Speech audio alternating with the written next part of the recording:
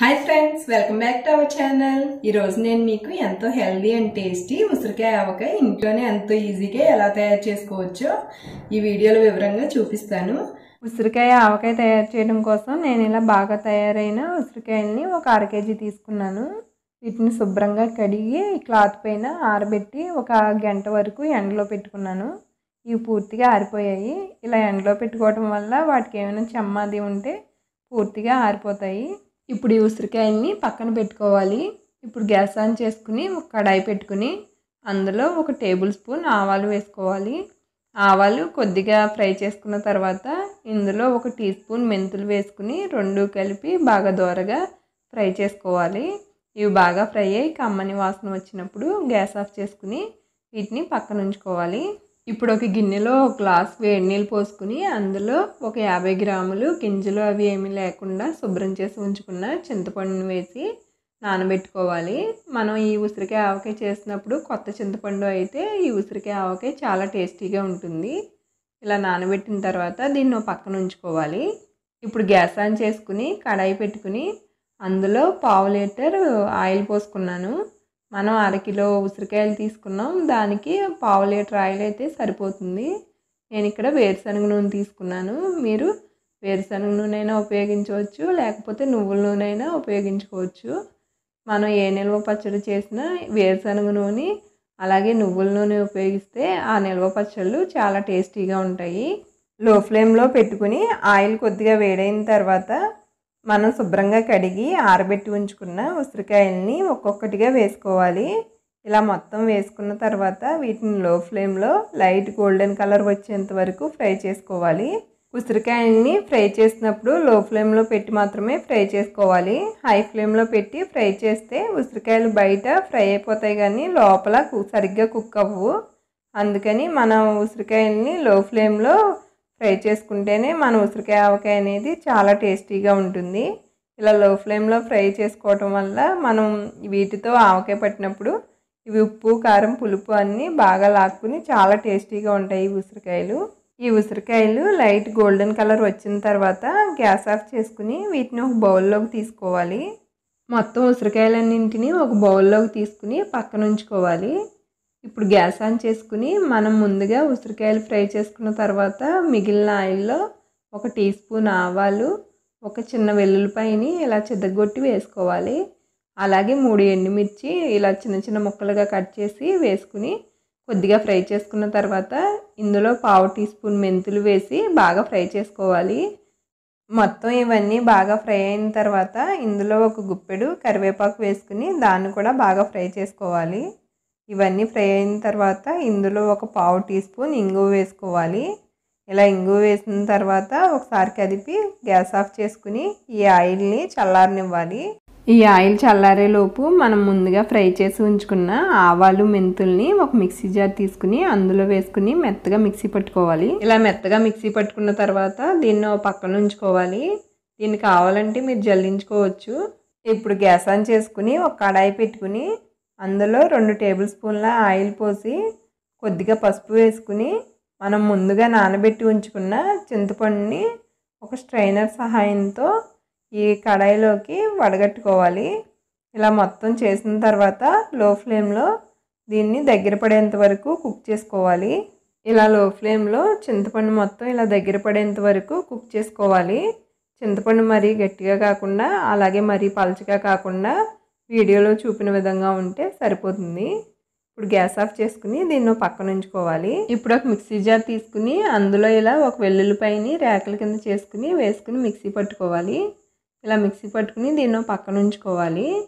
ఇప్పుడు మనం ముందుగా ఫ్రై చేసి ఉంచుకున్న ఉసిరికాయలను తీసుకుని అందులో 1 అరకప్పు కారం వేసుకోవాలి. తర్వాత ఇందులో 2 టేబుల్ స్పూన్ల ఉప్పు వేసుకోవాలి. ఉప్పు వేసుకున్న తర్వాత మనం ముందుగా మిక్సీ పట్టి ఉంచుకున్న ఆవాలు మెంతులు పౌడర్ని ఇందులో వేసుకోవాలి. ఇవి వేసిన తర్వాత మనం మిక్సీ పట్టి ఉంచుకున్న వెల్లుల్లి పేస్ట్ని కూడా ఇందులో వేసుకుని బాగా కలుపుకోవాలి. ఇవన్నీ బాగా కలిపిన తర్వాత ఇందులో మనం ముందుగా కుక్ చేసి ఉంచుకున్న చింతపండు గుజ్జును కూడా వేసి బాగా కలపాలి.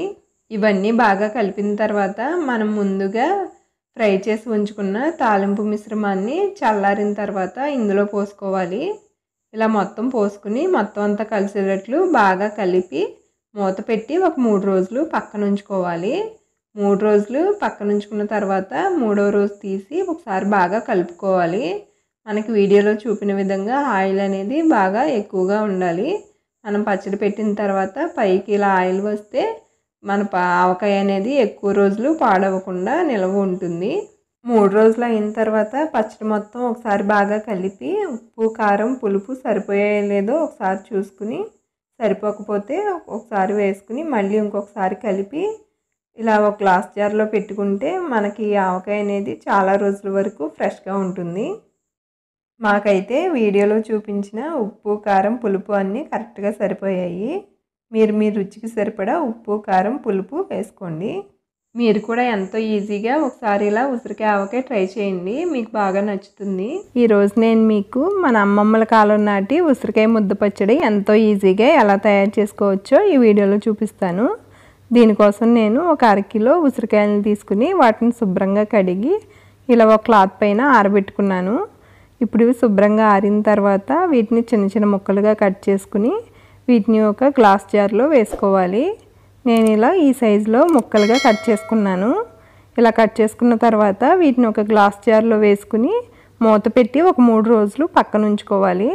మధ్య మధ్యలో కదుపుతూ ఉండాలి. 3 రోజులు అయిన తర్వాత మనకి ఉసిరికాయ ముక్కలు అనేవి ఇలా మెత్తగా తయారవుతాయి. ఇప్పుడు వీటిని ఒక గిన్నెలోకి తీసుకుని ఇందులో 2 టీ స్పూన్ల రాళ్ళ ఉప్పు, 1 టీ స్పూన్ పసుపు వేసి మొత్తం అంతా బాగా కలిసేటట్లు బాగా కలుపుకోవాలి. ఇలా మొత్తం బాగా కలిపిన తర్వాత ఈ ఉసిరికాయ ముక్కల్ని మళ్ళీ అదే గ్లాస్ జార్లో పెట్టి మూత పెట్టి 3 రోజులు పక్కన ఉంచుకోవాలి. మధ్య మధ్యలో కదుపుతూ ఉండాలి. ఇలా 3 రోజులు పూర్తయిన తర్వాత ఈ గ్లాస్ జార్ మూత తీసి చూస్తే మనకు ఉసిరికాయ ముక్కలు అనేవి సాఫ్ట్గా తయారై ఉంటాయి. ఇప్పుడు ఈ ఉసిరికాయ ముక్కల్ని మిక్సీ జార్ తీసుకుని అందులో ఈ ఉసిరికాయ ముక్కల్ని వేసుకుని మెత్తగా మిక్సీ పట్టుకోవాలి. ఇలా మెత్తగా మిక్సీ పట్టుకున్న ఉసిరికాయ మిశ్రమాన్ని ఒక ప్లేట్లోకి తీసుకుని పక్కన ఉంచుకోవాలి. ఇప్పుడు గ్యాస్ ఆన్ చేసుకుని ఒక కడాయి పెట్టుకుని అందులో ఒక 1/4 కప్పు ఆయిల్ పోసుకోవాలి. ఆయిల్ కొద్దిగా వేడైన తర్వాత ఇందులో ఒక 1/4 కప్పు ధనియాలు, ఒక వెల్లుల్లిపాయని ఇలా కొద్దిగా చితగొట్టి వేసుకోవాలి. అలాగే ఇందులో ఒక 15 ఎండుమిర్చి ఇలా చిన్న ముక్కలుగా కట్ చేసి వేసుకోవాలి. ఒక 1/4 టీ స్పూన్ మెంతులు, 1 టీ స్పూన్ జీలకర్ర వేసి మొత్తం అన్నింటినీ లో ఫ్లేమ్లో కదుపుతూ ఫ్రై చేసుకోవాలి. ఇవి మొత్తం బాగా ఫ్రై అయిన తర్వాత ఇందులో ఒక గుప్పెడు కరివేపాకు కూడా వేసుకుని కరివేపాకు బాగా ఫ్రై అయ్యేంత వరకు బాగా ఫ్రై చేసుకుని గ్యాస్ ఆఫ్ చేసుకుని వీటిని చల్లారనివ్వాలి. ఇవి పూర్తిగా చల్లారిన తర్వాత ఒక మిక్సీ జార్లో వీటన్నింటినీ వేసుకుని మెత్తగా మిక్సీ పట్టుకోవాలి. ఇలా మిక్సీ పట్టుకున్న ఈ మిశ్రమాన్ని మన ఉసిరికాయ మిశ్రమంలో వేసి బాగా మొత్తం కలిసేటట్లు బాగా కలుపుకోవాలి. ఇలా మొత్తం కలుపుకుని దీన్ని పక్కన ఉంచుకోవాలి. ఇప్పుడు ఈ పచ్చడి తాలింపు కోసం గ్యాస్ ఆన్ చేసుకుని కడాయి పెట్టుకుని అందులో 1/2 కప్పు ఆయిల్ పోసుకోవాలి. ఆయిల్ కొద్దిగా హీట్ అయిన తర్వాత ఇందులో 1 టీ స్పూన్ జీలకర్ర, 1 టీ స్పూన్ ఆవాలు, అలాగే 1/4 టీ స్పూన్ మెంతులు, 2 ఎండుమిర్చి ఇలా చిన్న ముక్కలుగా కట్ చేసి వేసుకున్నాను. ఇందులోనే 10 వెల్లుల్లి రేకల్ని ఇలా కొద్దిగా చితగొట్టి వేసుకోవాలి. ఇలా వేసుకున్న తర్వాత లో ఫ్లేమ్లో ఇవన్నీ బాగా ఫ్రై అయ్యేంత వరకు ఫ్రై చేసుకోవాలి. ఇవి ఫ్రై అయిన తర్వాత ఇందులో 2 టేబుల్ స్పూన్ల కరివేపాకు కూడా వేసి దాన్ని కూడా బాగా ఫ్రై చేయాలి. కరివేపాకు బాగా ఫ్రై అయిన తర్వాత గ్యాస్ ఆఫ్ చేసుకుని ఈ ఆయిల్ మొత్తం చల్లారేంత వరకు పక్కన ఉంచుకోవాలి. ఆయిల్ పూర్తిగా చల్లారిన తర్వాత ఈ తాలింపుని పచ్చడిలో పోసి మొత్తం పచ్చడంతా తాలింపు బాగా కలిసేటట్లు బాగా కలుపుకోవాలి. ఇలా బాగా కలుపుకున్న తర్వాత ఈ పచ్చడిని గాజు సీసాలో పెట్టుకుంటే చాలా రోజుల వరకు పాడవకుండా ఉంటుంది. ఇలా తయారు చేసుకున్న ఉసిరికాయ పచ్చడిని రోజు అన్నంలో మొదటి ముద్దగా తింటూ ఉంటే ఆరోగ్యానికి చాలా మంచిది. మీరు కూడా ఒకసారి ఎంతో ఈజీగా ఇంట్లోనే ఇలా ఉసిరికాయ ముద్ద పచ్చడి తయారు చేసుకోండి. మీకు ఈ వీడియో నచ్చిందని అనుకుంటున్నాను. నచ్చితే కనుక వీడియోని లైక్ చేయండి, షేర్ చేయండి, అలాగే మా ఛానల్ని సబ్స్క్రైబ్ చేసుకోండి.